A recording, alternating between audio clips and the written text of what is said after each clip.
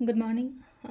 Ngasi thangja numit ko thangja numit ki card ki message yeng minarase aduga timing afaba su yengase thangja numit ko haidi adum cleansing kari kara to bibe ai ko imung manung sengdo khotokpa mama dumba mayam do haitare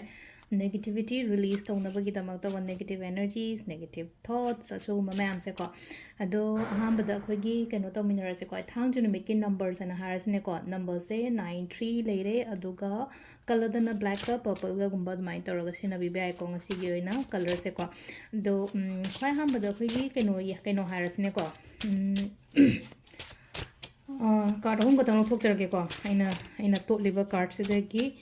ahamba ko card number 1 khansira card number 2 khansira natraga card number 3 khansira ko ahamba ani shuba ahum suba ko ahamba khanba ngai gi oina kari energies lakye haiba da pe ringa se ko hadi first card khanba ngai gi oina ngasi se ko sida lai se yetna ba khona ba leragadi ko hadi ayet pagumba keno gumba leragadi aina chumagadi natraga haidi sida aina landragadi engonda mai pakpa gumba dumai toro la eko silai se aigi favor da lakpa simple oina harabada ko yena ba khona ba leragadi aina chumagadi aina phangwa aido aijina haidi oida pada ba tawi natraga haidi aina kadai duna makatang shoy haragadi mi amaduna oina keno toro go oina chatkhini ba amaduna ngamgi ba oina sisina hamba ka dere ko ani shuba keno sina musile se ko sida aina ngasi chatke natraga tauge pangthoke na khaliba poto pangthopio ko hari loishala khochala phajana leraga mu chaning taba ko taba phawrok pe ko isada chatpiu ko sigi thabak se number 3 ko number 3 sina katang kadang emotional oiba ko katang wakhan katang nuai taba khotaba da isa sida akiba phawbani khangde hakchang ga nuai traga pangki daga kiba gumba leina ko amai tro khara lai ko sida ko nuai te khote en haraga te ko nuai triba poto katang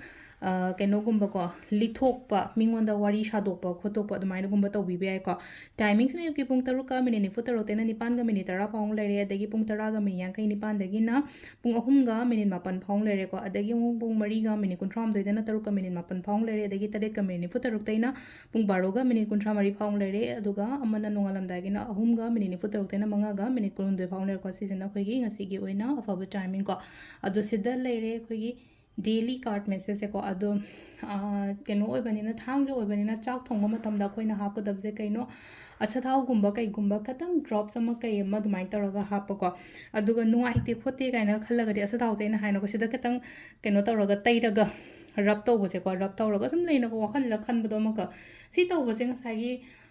tawthoki matamda isha wakhan je du khara yangi dana ko smaina si haidi akoina mustard oil tawra smaina rub tawona haise wakhan je du khandoine bai na ngasai khanba matamjida ꯐꯠꯇꯕ ꯑꯩꯉꯣꯟꯗ ꯇꯧꯔꯛꯏ ꯃꯌꯥꯝꯁꯦ ꯍꯥꯏꯗꯤ ꯑꯩꯒꯤ ꯅꯠꯇꯦꯀꯣ ꯅꯣꯏꯒꯤꯅꯤꯀꯣ ꯑꯗꯨꯗꯨꯅ ꯍꯥꯏꯗꯤ ꯅꯣꯏ ꯅꯁꯥꯗ ꯑꯗꯨꯝ ꯂꯧꯖꯧꯀꯣ ꯍꯥꯏꯅ ꯈꯜꯂꯒ ꯑꯗꯨꯝ ꯍꯟꯖꯜꯂꯣ ꯈꯣꯠꯆꯜꯂꯣ ꯀꯥꯏꯅ ꯑꯗꯨꯝꯕꯩ ꯅꯠꯇꯕꯀꯣ ꯍꯥꯏꯗꯤ ꯃꯥꯅ ꯐꯠꯇꯕ ꯇꯧꯅꯤ ꯃꯥꯁꯨ ꯋꯥꯁꯅꯣ ꯈꯣꯠꯁꯅꯣ ꯀꯥꯏ ꯍꯥꯏꯕ ꯅꯠꯇꯕ ꯑꯩꯒꯤ ꯅꯠꯇꯕ ꯄꯣꯠꯇꯨꯗꯤ ꯑꯩ ꯄꯥꯝꯗꯦ ꯅꯪ ꯅꯁꯥꯒꯤ ꯑꯣꯏꯅ ꯀꯩꯅꯣ ꯇꯧꯖꯧ ꯍꯥꯏꯅ ꯍꯥꯏꯕ ꯑꯗꯨꯃꯥꯏꯅ ꯇꯧꯔꯒꯀꯣ ꯑꯗꯨꯝꯕꯒꯤ ꯃꯑꯣꯡꯗꯀꯣ ꯁꯤꯁꯤꯅ ꯑꯩꯈꯣꯏꯒꯤ ꯉꯁꯤꯒꯤ ꯁꯦꯇꯔꯗꯦ ꯀꯥꯔꯗꯁ ꯑꯦꯟ ꯁꯦꯇꯔꯗꯦ ꯇꯧꯕ ꯌꯥꯕ ꯈꯣꯠꯄ ꯃꯌꯥꯝ ꯑꯃ ꯂꯩꯔꯦꯀꯣ ꯑꯗꯣ ꯃꯈꯥꯗ ꯚꯤꯗꯤꯑꯣꯁ ꯑꯃꯨꯛ ꯀꯣꯟꯅ ꯌꯦꯡꯃꯤꯟꯅꯔꯁꯦ ꯊꯦꯡꯛ ꯌꯨ